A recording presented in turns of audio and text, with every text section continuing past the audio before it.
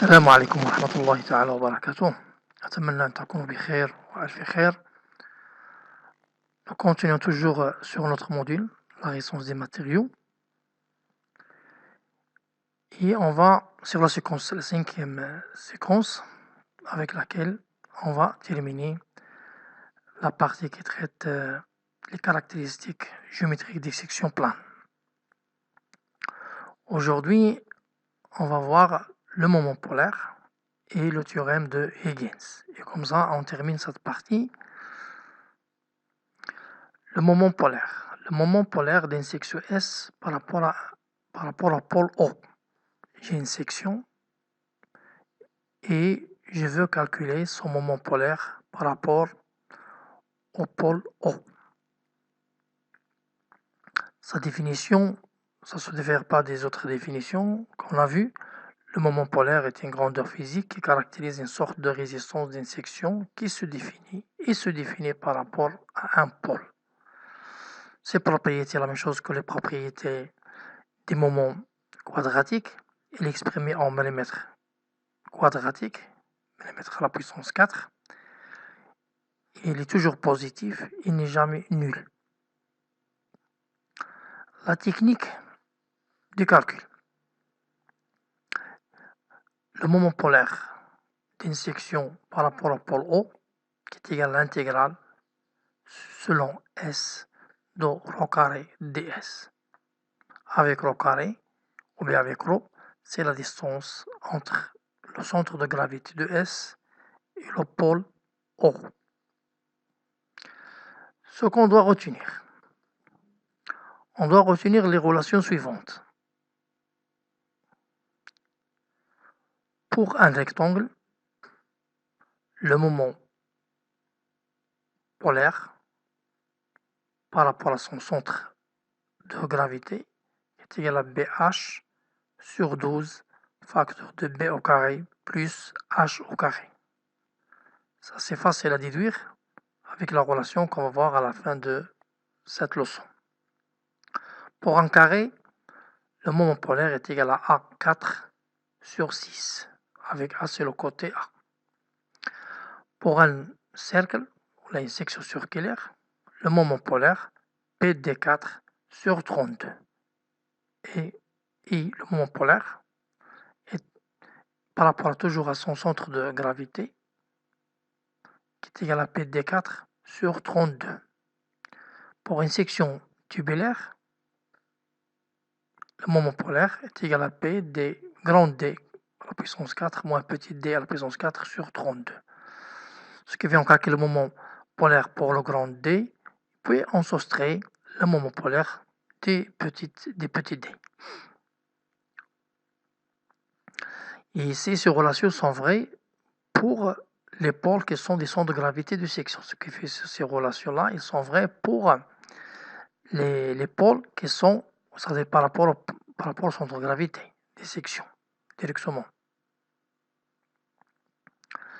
Exemple, calculer le moment polaire de la section suivante par rapport à son centre de gravité G en dont D est égal à 50 mm. Ici, on applique directement la relation. Le moment polaire est égal à PD4 sur 32 en remplaçant les grandeurs par leur valeur et on obtiendra 613 281,25 mm quadratiques. C'est une application directe de la relation. Je donne un petit exercice ici. Essayez de vous entraîner, s'il vous plaît. Calculez le moment polaire E0 de la section ci-dessous. On donne le grand D est égal à 2 fois le petit d qui est égal à 100 mm. Ce qui fait grand D est égal à 100 mm. Le petit d est égal à 50 mm. Et on cherche à calculer, on demande de calculer le moment polaire par rapport au centre de gravité. Le moment polaire par rapport au centre de gravité. Comme ça, on a terminé le moment polaire. Maintenant, on passe au théorème de Huygens. C'est un théorème important qui nous donne comment résoudre cette situation-là. J'ai une section, je connais le moment quadratique de cette section par rapport à l'axe x qui passe par g, et je cherche à calculer son moment quadratique par rapport à notre axe grand X qui est parallèle au premier et qui est lui distant d'une distance d. Ce qui fait هذا théorème de Higgins. امتى كنستعملو ملي كتكون عندي une section وعارف le moment quadratique ديالها par rapport à l'axe qui passe par G, وبغيت calculer le moment quadratique par rapport à notre axe.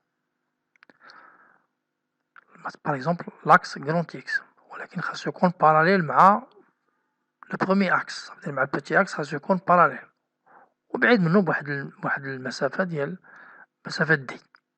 في هاد الحالة هادي كنستعمل لو تيوريم دو هيغينز اللي تيقول ليا بأن المومون كوادراتيك بارابور ا grand axe par rapport à l'axe grand X qui est égal au moment quadratique par rapport à l'axe X, petit x, qui passe par G, plus S d carré. Avec S, c'est la section, et d carré, c'est la distance entre les deux axes. Une petite application. Calculer le moment quadratique des rectangles suivants par rapport à un axe passant, ou bien qui passe par sa base. Par un axe passant, d'accord, une petite erreur ici, par un axe passant par sa base. Ce qui fait grand X, il passe par la base des rectangles. Et je cherche à calculer le moment quadratique de ce rectangle par rapport à grand X, qui passe par la base. Et j'applique le théorème de Higgins, qui dit que le moment quadratique par rapport à grand X, par exemple, qui est égal au moment quadratique par rapport à axe petit x plus s d carré. Dans notre cas, le moment quadratique de ce rectangle par rapport à petit axe, on a déjà calculé dans la séance précédente. Voilà ce qui fait égal à 720 000 mm². J'ajoute la section fois la distance au carré. La section c'est 60 fois 40, comme montre la figure,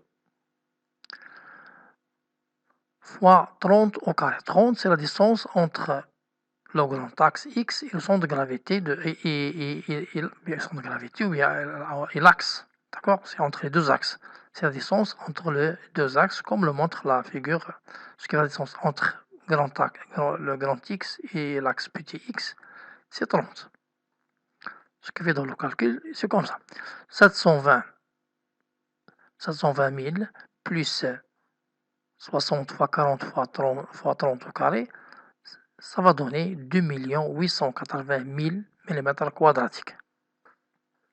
Ce qui fait là, pour ce rectangle-là, le moment quadratique par rapport à x grand X, par rapport à l'axe grand X, c'est presque 4 fois le moment quadratique par rapport à l'axe X qui passe par le centre de gravité.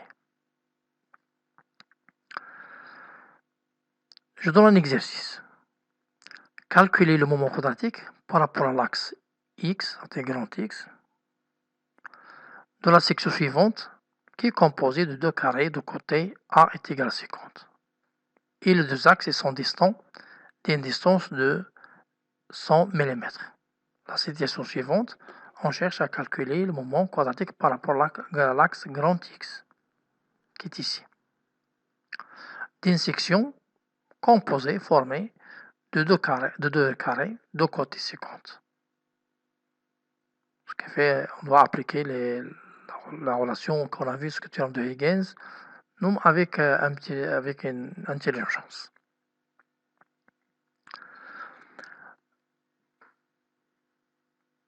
La relation entre moment polaire et moment quadratique. Si je regarde cette figure-là, le moment polaire de cette section, qui est égal à rho au carré fois ds.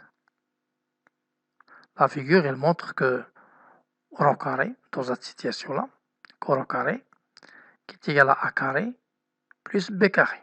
C'est le théorème de Pythagore. هذه علاقة فيثاغورس كتعطيني بأن رو au carré est égal à a carré plus b carré. Bien sûr, avec condition que x et y sont perpendiculaires. خاص x و y يكونوا متعامدين ويتقاطعوا في O. D'accord, ils se coupent en O. Il a dit les deux conditions qu'ils sont perpendiculaires, ça veut dire les deux axes sont perpendiculaires, ils sont normaux l'un par rapport à l'autre. Ils se coupent sur le pôle O. Ce qui fait الحالة هذه تنطبق العلاقة ديال فيثاغورس اللي كتقول لي بأن رو أو كاري كيساوي أ كاري بلس بي كاري. هاد رو كاري اللي كاين هنا إلا عوضتها ب أ كاري بلس بي كاري selon la relation de Pythagore كتعطيني بأنه وبعد نشرطها je développe cette relation là ce qui fait c'est l'intégral ce qui fait E0 qui est égal à l'intégrale de rho carré ds qui est égal à l'intégrale de a carré plus b carré ds. a carré plus b carré هي قلنا هي rho carré d'après la relation de Pythagore. Après le développement بعد النشر كتعطيني est égal à l'intégrale de a carré ds plus l'intégrale de b carré ds وهذه a carré ds هي اللي كنشفنا le moment quadratique de la section S par rapport à l'axe X. D'accord, ce qui donne à la fin que le moment quadratique qui est égal le moment polaire qui est égal au moment quadratique de X plus le moment quadratique par rapport à Y. Avec condition que X est perpendiculaire à Y, ça veut dire que les deux axes sont normaux, ils se coupent au كيتقاطعوا في O. إلا ما كانش هذه les conditions, on n'a pas la relation de Pythagore، ما عندناش علاقة فيثاغورس ما غتكونش متوفرة وما يمكنش نستنتج هذا الاستنتاج هذا. D'accord, ce qui fait les conditions يكون l'axe X ou l'axe Y ils sont perpendiculaires, ils se coupent en O. D'accord, merci pour votre attention et attendez la séquence numéro 6.